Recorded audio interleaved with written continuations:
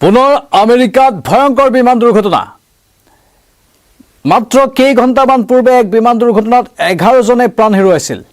পুনৰ আন এক বিমান দুৰ্ঘটনাত প্ৰায় 8 জনে প্ৰাণ হেৰুৱাইছে নমস্কাৰ স্বাগতম ষ্টুডিঅত মই প্ৰাঞ্জল বিমান দুৰ্ঘটনাই কপাই তুলিছে বিশ্বৰ বিভিন্ন প্ৰান্ত ধাৰাবাহিক বিমান দুৰ্ঘটনা আৰু এতিয়া হিহতিয়াকৈ আমেৰিকাত বিমান দুৰ্ঘটনা স্কাই ডাইভিঙত যোৱা এটা দল কেনেধৰণে বিমান দুৰ্ঘটনাগ্ৰস্ত হৈ মৃত্যুমুখত পৰিছিল কালি আমি সেয়া জনাইছিলো তাৰ ঠিক 24 ঘণ্টা নহতেই এবাৰ আমেৰিকা যুক্তৰাষ্ট্ৰৰ সেনাবাহিনীৰ এখন বিমান দুৰ্ঘটনাত পতিত হ'ল এই বিমানখন তাকো সৰুসুৰা বিমান নাছিল অতি শক্তিশালী এখন বিমান য'ত পৰমাণু অস্ত্ৰ কঢ়িয়াব পৰাৰ ক্ষমতা আছে এই বিমানখন পৰমাণু অস্ত্ৰ কঢ়িয়াব পৰা এখন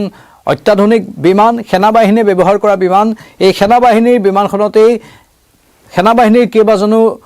জোৱান আৰু বিষয়াই যাত্ৰা কৰিছিল আনকি স্থানীয় কন্ট্ৰাক্টৰো আছিল বুলি জানিব পৰা গৈছে তেতিয়াই হঠাৎ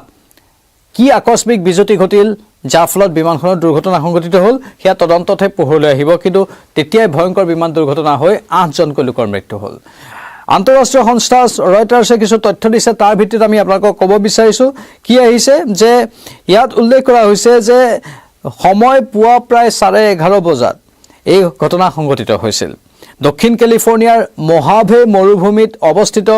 মাৰ্কিন বায়ু সেনাৰ আটাইতকৈ ডাঙৰ বিমান ঘাটি এডৱাৰ্ডছ এয়াৰ ফ'ৰ্চ বেছ য'ত এই দুৰ্ঘটনাটো সংঘটিত হৈছে এই ঠাইডোখৰ লছ এঞ্জেলিছৰ পৰা প্ৰায় 100 মাইল উত্তৰে অৱস্থিত দুৰ্ঘটনাগ্ৰস্ত বিমানখন আমেৰিকাৰ বায়ুসেনাৰ অত্যন্ত গুৰুত্বপূৰ্ণ অংগ B-52 ষ্ট্ৰেট্ৰ ফৰ্ট্ৰেছ B-52 ষ্ট্ৰেট্ৰ ফৰ্ট্ৰেছ এইখন বিমান এই দীৰ্ঘ দূৰত্ব অতিক্ৰম কৰিব পৰা এখন বোমাৰু বিমান বুলি কোৱা হৈছে লং ৰেঞ্জ বম্বাৰ আছিল বুলি এই ৰয়টাৰ্ছৰ বাতৰিটোৱে সদৰি কৰিছে লগতে কৈছে যে 8 ইঞ্জিনযুক্ত এইখন বিমান 8 ইঞ্জিনযুক্ত বিমানখনে শক্তিশালী বিমানখনে পৰমাণু আৰু পৰম্পৰাগত অস্ত্ৰ কঢ়িয়াব পৰাৰ ক্ষমতা ৰাখে আৰু যুদ্ধত বা আন কেতবোৰ কামত এই বিমানখনক ব্যৱহাৰ কৰা হয় এই দুৰ্ঘটনাত বিমানখনত থকা আটাইকেইজনৰ মৃত্যু হৈছে মুঠ 8 জন আছিল বিমান ঘাটিৰ এয়াৰ ফ'ৰ্চ কৰ্নেল জেমছ হেইছে নিশ্চিত কৰিছে যে দুৰ্ঘটনাটো ইমানেই ভয়ংকৰ আছিল যে তাৰ পৰা আৰু কোনো লোক জীৱনতে উদ্ধাৰ হোৱাৰ কোনো সম্ভাৱনা নাছিল যাত্ৰীসকলৰ পৰিচয়ৰ ক্ষেত্ৰত বিমানখনত সেনাবাহিনীৰ ইউনিফৰ্মধাৰী জোৱানৰ উপৰি চৰকাৰী অসামৰিক কৰ্মচাৰী আৰু ব্যক্তিগত কন্ট্ৰাক্টৰৰ এটা মিশ্ৰিত দল আছিল বুলি কোৱা হৈছে বিমানখন এটা নিয়মীয়া টেষ্ট মিছনৰ বাবে ওলাইছিল বুলি কোৱা হৈছে আৰু বিমান ঘাটিৰ ৰানৱেৰ পৰা উৰণ আৰম্ভ কৰাৰ ঠিক মুহূৰ্ততেই বিমানখন দুৰ্ঘটনাগ্ৰস্ত হ'ল বুলি কোৱা হৈছে আৰু এটা প্ৰকাণ্ড জুইৰ বলয়ৰ সৃষ্টি হয় যিটোৱে গোটেই বিমানখনক আগুৰি ধৰে আকাশমাৰ্গৰ পৰা লোৱা ভিডিঅ' ফুটেজত দেখা গৈছে কেলিফৰ্ণিয়াৰ মৰুভূমিৰ এক বিশাল অংশ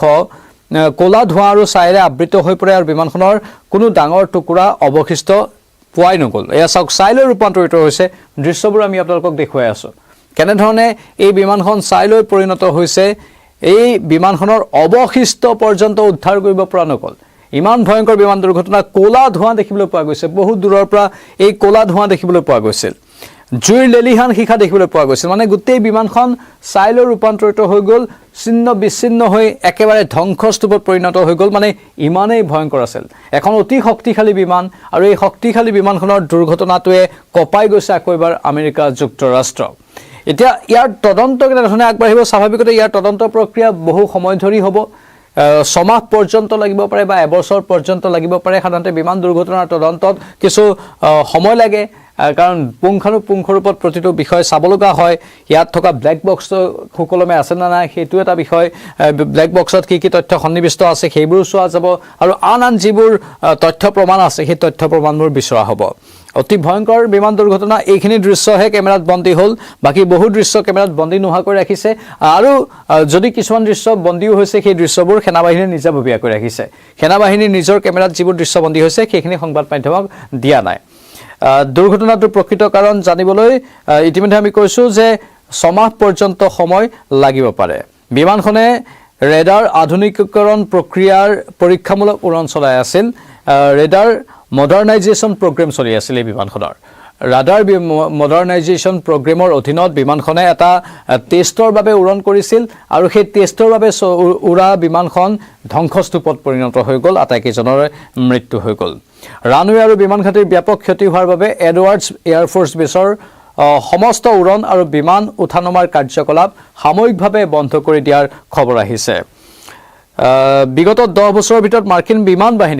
সেনাবাহিনীৰ বিমান বাহিনীৰ কোনো B-52 বোমাৰু বিমান দুৰ্ঘটনাগ্ৰস্ত হোৱাৰ এইটোৱে প্ৰথম ঘটনা ইয়াৰ পূৰ্বে 2016 চনত গুৱাম দ্বীপত সংঘটিত হৈছিল আন এক বিস্ফোৰণ তেতিয়াও মাৰ্কিন সেনাবাহিনীৰ B-52 বোমাৰু বিমানৰ দুৰ্ঘটনা হৈছিল তাৰ পাছত 10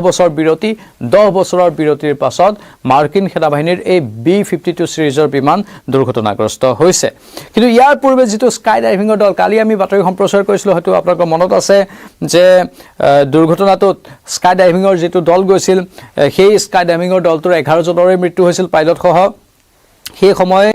দেওবাৰে স্থানীয় সময় অনুসৰি পুৱা প্ৰায় 11:30 বজাত মিছৌৰীৰ বাটলাৰ চহৰৰ বাটলাৰ মেমৰিয়েল বিমানবন্দৰৰ পৰা বিমানখনে উৰা মাৰিছিল মানে এই ঘটনা সংঘটিত হোৱাৰ 24 ঘণ্টা হোৱাৰ পূৰ্বে মানে 24 ঘণ্টা হোৱাই নাছিল প্ৰায় 23 ঘণ্টা বা 22 ঘণ্টা পূৰ্বে সেই স্কাই ডাইভিঙৰ দলটোৰ বিমান দুৰ্ঘটনাগ্ৰস্ত হৈছিল আৰু কানসাস চিটিৰ পৰা প্ৰায় 65 মাইল দক্ষিণে এই দুৰ্ঘটনাটো সংঘটিত হৈছিল দেওবাৰে সেই দুৰ্ঘটনাত মুঠ 12 জন লোকৰ আসলতে 11 জন যাত্ৰী আছিল স্কাই ডাইভিঙৰ বাবে যোৱা যাত্ৰী আৰু এজন পাইলটৰ মৃত্যু হৈছিল 12 জনৰ মৃত্যু হৈছিল বিমানখনৰ মডেল আছিল পেচিফিক এৰোস্পেচ নিউজিলেণ্ডত নিৰ্মাণ কৰা 750 XL P750 একক ইঞ্জিনযুক্ত টাৰ্বোপ্ৰপ বিমান আছিল আৰু কম দূৰত্বৰ বাবে সেই বিমানখন ব্যৱহাৰ কৰা হয় সাধাৰণতে স্কাই ডাইভিঙৰ বাবে এই বিমানখন অতি জনপ্ৰিয় আছিল সেই বিমান দুৰ্ঘটনা সংঘটিত হৈছিল আৰু সেই বিমানখনৰ যান্ত্ৰিক বিজুতিৰ কথা আহিছিল কি কাৰণত হৈছিল প্ৰাথমিক অনুসন্ধানত পোহৰলৈ আহিছিল যে সেই বিমানখনে ইঞ্জিনৰ শক্তি হেৰুৱাই পেলাইছিল যেনেধৰণে আহমেদাবাদৰ এয়াৰ ইণ্ডিয়া বিমানখনে যাত্ৰীবাহী বিমানখনে পেছেঞ্জাৰ বিমানখনে ইঞ্জিনৰ শক্তি হেৰুৱাই পেলাইছিল ঠিক তেনেধৰণে সেই টাৰ্বোপ্ৰপ যি স্কাই ডাইভিঙৰ দল যোৱা বিমানখন আছিল সেই বিমানখনে ইঞ্জিনৰ শক্তি হেৰুৱাই পেলোৱা বুলি প্ৰাথমিক অনুসন্ধানত পোহৰলৈ আহিছে অৱশ্যে সঠিক অনুসন্ধান পৰৱৰ্তী সময়তহে কৰাৰ পাছত প্ৰতিটো তথ্য স্পষ্ট হ'ব কিন্তু এইখন সেনাবাহিনীৰ বিমান এই বিমানখনৰ আকৌ শক্তিবান বিমান বুলি কোৱা হয় দীৰ্ঘ দূৰত্বৰ বাবে আগৰ বিমানখন কম দূৰত্বৰ বাবে স্কাই ডাইভিং বা তেনেকুৱা ধৰণৰ কাৰ্যকলাপৰ বাবে এই বিমানখন আকৌ দীৰ্ঘ দূৰত্বৰ বাবে তাকো মাৰ্কিন সেনাবাহিনীৰ অস্ত্ৰ-শস্ত্ৰ বোমা বাৰুদ কঢ়িওৱাৰ বাবে তাকো জিটি বোমা বাৰুদ নহয় পাৰমাণৱিক বোমা কঢ়িওৱা বিমান আছিল এখন পাৰমাণৱিক বোমা কঢ়িয়াব পৰা এখন বিমান অৱশ্যে যি সময়ত এই টেষ্টৰ বাবে উৰণ কৰিছিল সেই সময়ত পাৰমাণৱিক বোমা বিমানখনত সংলগ্ন নাছিল সেইটো সৌভাগ্যৰ বিষয় আৰু তেনেধৰণে পাৰমাণৱিক বোমা কোনো বিমানে লৈও নাযায় বাৰু সেইটো দ্বিতীয় বিশ্বযুদ্ধৰ সময়তেই লিটল বয় বা ফেটমেন সেই বোমাবোৰ লৈ গৈছিল কিন্তু এনেধৰণে পৰিবহন কৰা নহয় কিন্তু এই বিমানখনৰ ক্ষমতা আছিল পৰমাণু বোমা কঢ়িয়াব পৰা অৱশ্যে কালি সেই টেষ্ট ড্ৰাইভত এই বিমানখন গৈছিল এটা নিৰ্দিষ্ট পৰীক্ষামূলক কিছু উৰণ আছিল তেতিয়া এই বিমানখন দুৰ্ঘটনাত পতিত হয় কিন্তু তাত কোনো অন্য বোমা নাছিল বা অন্য কোনো গুলি বাৰুদ নাছিল কিন্তু ইমান ভয়ংকৰ আছিল এই বিস্ফোৰণ যে গোটেই বিমানখনেই চাইলৈ ৰূপান্তৰিত হৈ গ'ল এয়া আছিল এই মুহূৰ্তৰ তথ্য আমি আপোনালোকক তথ্যখিনি জনালো কিন্তু এই শোকাবহ বিমান দুৰ্ঘটনাই আমেৰিকাবাসীক